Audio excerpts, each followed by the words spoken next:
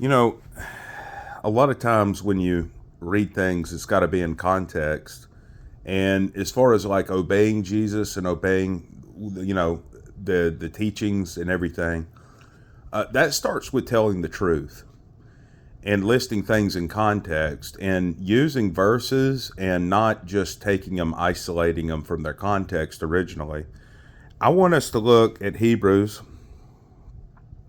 chapter 5. Let's look at the verse 9. This is what a lot of people use here. To get your eyes off of Jesus and to get them on yourself, which means damnation. Okay? It just simply does. It means you're not going to make it. You're always going to come up short no matter what you do.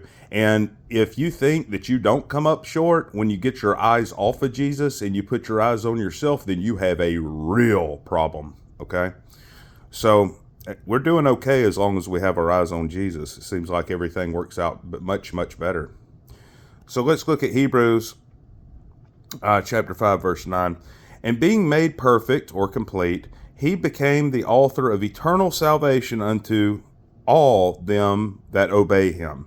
Now, if you'll check the original language, this obey, it does mean obey, but it means to hearken to. Okay?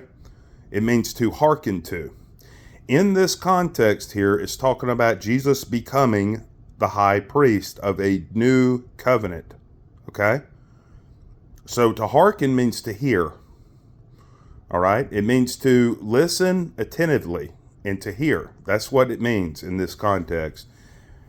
And it says, called of God is and a high priest after the order of Melchizedek, of whom we have many things to say and hard to be uttered. Again, see, hearkening, listening.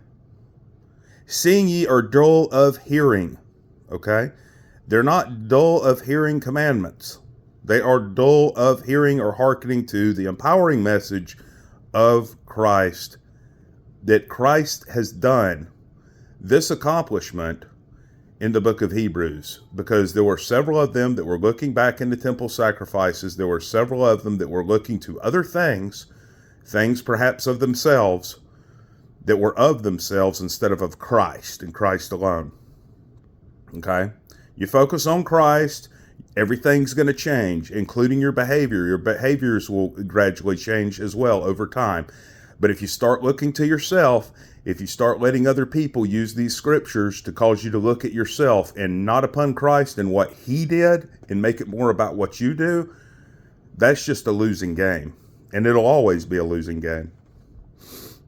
For when for the time ye ought to be teachers, ye have need that one teach you again, which be first principles of the oracles of God, and are become such as need of milk and not of strong meat.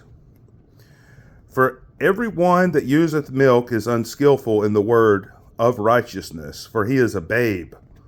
But strong meat belongeth to them who are of full age, even those who by reason of use have their senses exercised to discern both good and evil. Again, this obey here is about hearkening. It's about what God does within us, hearkening Christ. It is an intimate relationship with him. It is not about us getting our eyes off of him and onto ourselves. That is a misuse of this verse. So many people make. Thank you, everyone. I'll talk to you next time.